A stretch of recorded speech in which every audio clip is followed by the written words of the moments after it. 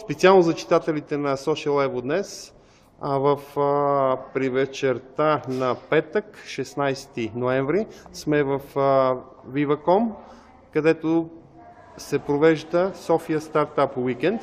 Пред мен е Мартин Линков, който е един от основните организатори и един от моторите на самото мероприятие. Здравей, Мартине! Здравей!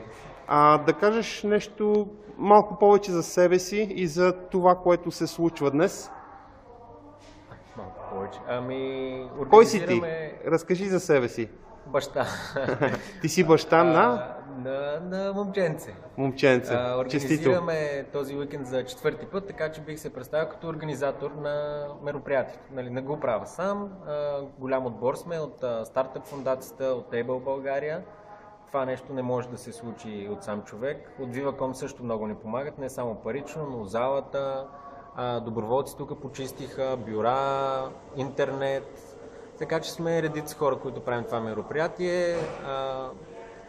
Общо за 7 път се случва в България, за 5 в София. Сега в петъка отборите ще представят накратко идеите си. След това, ако имат късмети, хората ги харесват, ще сформират екип. И събота и неделя ще започнат да работят над въпросната идея, да я докарат до прототип и отново на тази сцена ще я презентират пред жури и пред публиката. Ще излъчим победител в неделя вечерта. Така че ако го качиш преди това, хората могат да дойдат, имаме специални билети. Ще го кача, непременно имаме специални билети, могат да дойдат само за финалните презентации, които ще бъдат много интересни.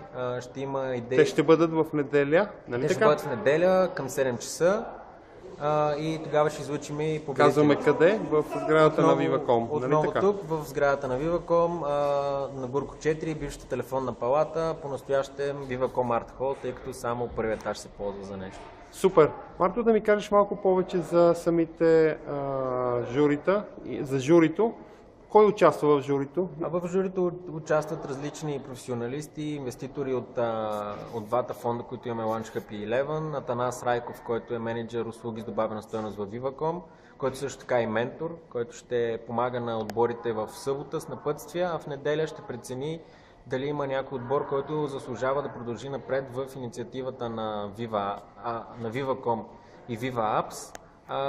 Миналата година два отбора, същата тази година, април месец, когато бяхме в централата на Viva.com, Толки и Матемания, бяха подкрепени от Телекома с устройства за тестване, с менторство, бяха фичърнати в Viva Apps, най-големия Android Store в България. Те събраха редица потребители, така че очаквам също нещо да се повтори и тук, т.е.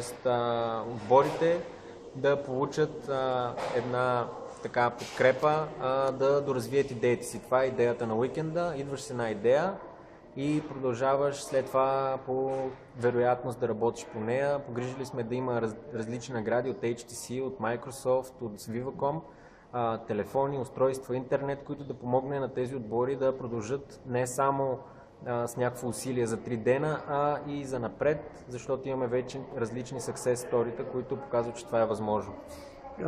Това е прекрасно. Ще следим внимателно какво се случва.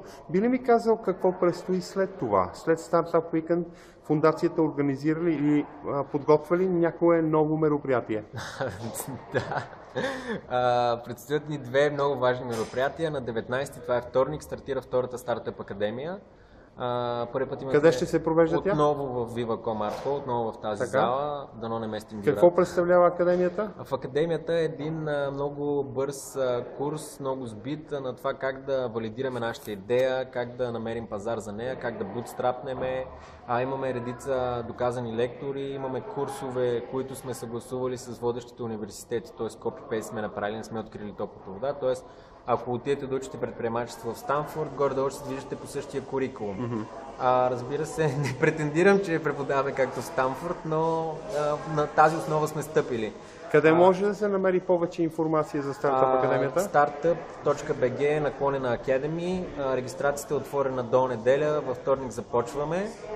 И да, всеки, който желая да научи повече за това как да се стартира бизнес, как да намери клиенти, как да си валидира идеята, как да събере екип, е повече от добре дошъл. След това в самия край на месеца, 30 ноември и 1 декември е ежегодната най-голяма конференция за предприемачи, стартъп, конференция Startup Next. Тази година сме я кръстили Next, защото искаме да разкажем какво се случва след университета, след като се вземе инвестиция, как се продължава напред, как се излиза на международен пазар, как се разширява екипа. Супер! И нали, това много е интересни Next. идеи. Тя ще бъде изцяло на английски. Имаме лектори предимно само от чужбина, от Израел, от Австрия, доказани професионалисти, редица. Ще има един голям панел, който ще бъде само с Seed акселератори от Европа.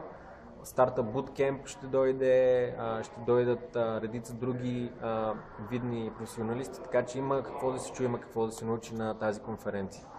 Супер! Твоето послание към читателите на Social Evonet, освен да идват веднага на стартапа и да започват да пичват своите идеи? Малко е късно, в смисъл регистрацията затвори, но да се регистрират за следващия, да четат повече и най-вече да опитват нови неща и да не се страхуват да се провалят, да се изправят и да продължават. Благодаря ти, Мартине. Успех ти желая. Благодаря. На теб и